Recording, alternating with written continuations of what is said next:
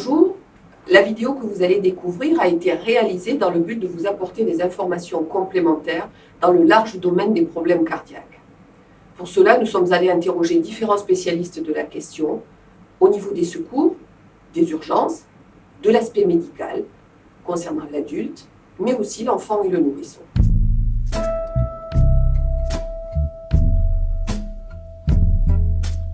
Notre premier interlocuteur sera le lieutenant-colonel Tony Varro, commandant la compagnie des sapeurs-pompiers de Monaco.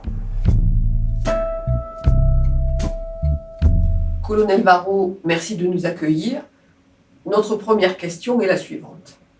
Combien d'interventions journalières avez-vous eues en moyenne ces dernières années ? En 2014, nous étions aux alentours de 9400 interventions, sachant que les 9400 interventions se répartissent généralement 70% pour ce qu'on appelle le secours à personne. On retrouve 180 à peu près opérations liées à des malaises cardiaques. Et on trouve sur cette globalité à peu près 26% d'activité au profit des communes françaises. Voilà. Et 1% de feu, ce qui ramène donc bien l'activité globale, 70% uniquement sur le secours à personne et donc du secourisme.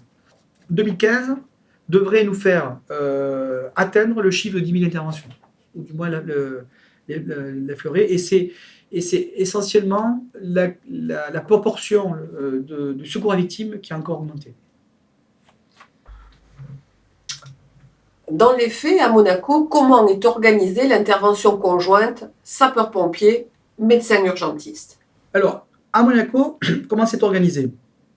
Très simplement, les sapeurs-pompiers sont destinataires des appels d'urgence, le 18 et le 112. Contrairement des fois à ce qu'on peut voir, c'est bien les sapeurs-pompiers qui sont destinataires du 112.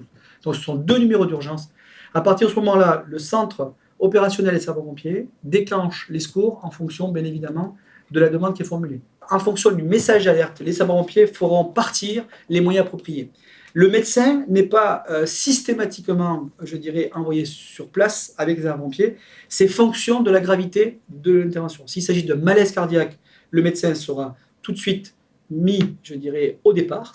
Donc on prévient le médecin qui se trouve lui au centre hospitalier et qui se déplace à notre demande, soit sur des cas graves qui ont été identifiés avec eux, ce qu'on appelle les départs systématiques, soit à la demande des chefs d'agré des ambulances qui, en fonction de la situation, ont un contact avec le médecin et peuvent demander sa présence. Que pensez-vous, lieutenant-colonel Varro, massage cardiaque plutôt avec ou sans insufflation ? Pour ou contre, il n'y a pas de pour ou contre, je pense que tout dépend de la situation. Les insufflations, si on a le temps de le faire et si on peut le faire, mais comme c'est prévu, on les fait toutes les 30.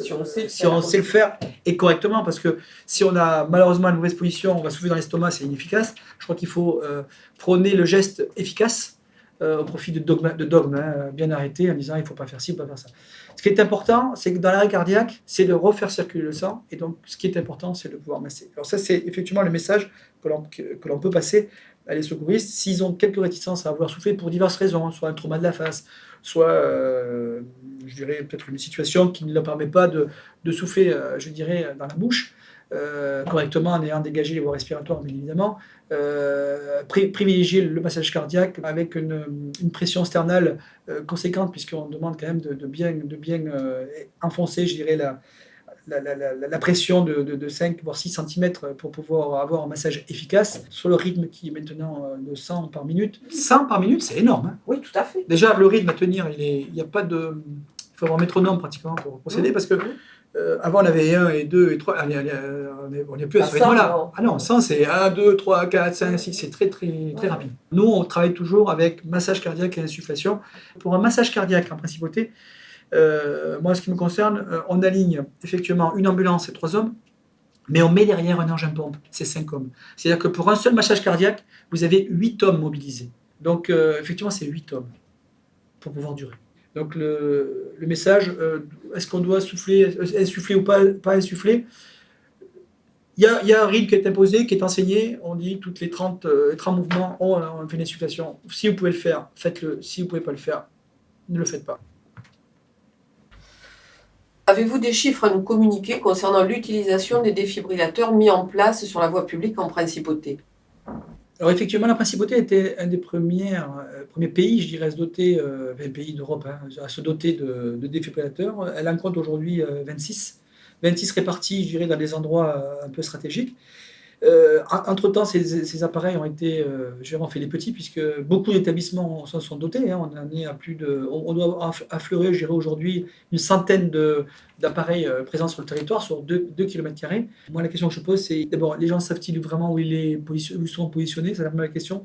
La deuxième, c'est sont-ils formés pour l'utilisation? Je crois que malheureusement, on est encore sur cette base-là, et tant qu'il n'y aura pas suffisamment de gens formés, C'est un frein. c'est un frein. Donc effectivement, aujourd'hui, ces appareils, on en a nous dans toutes les ambulances. C'est vrai que c'est souvent le nôtre qui est utilisé. Le défibrillateur fait donc partie de vos moyens d'intervention.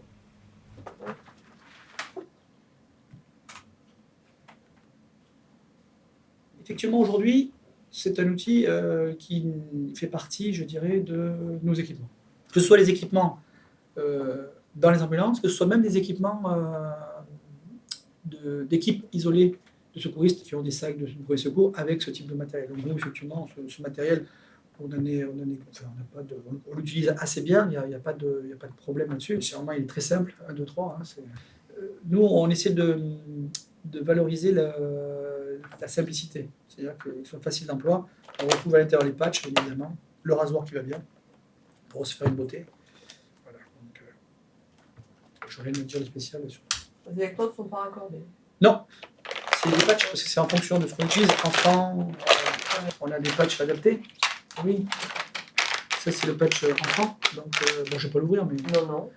qui devant derrière, qui permet de gérer et les patchs adultes, 1 et 2,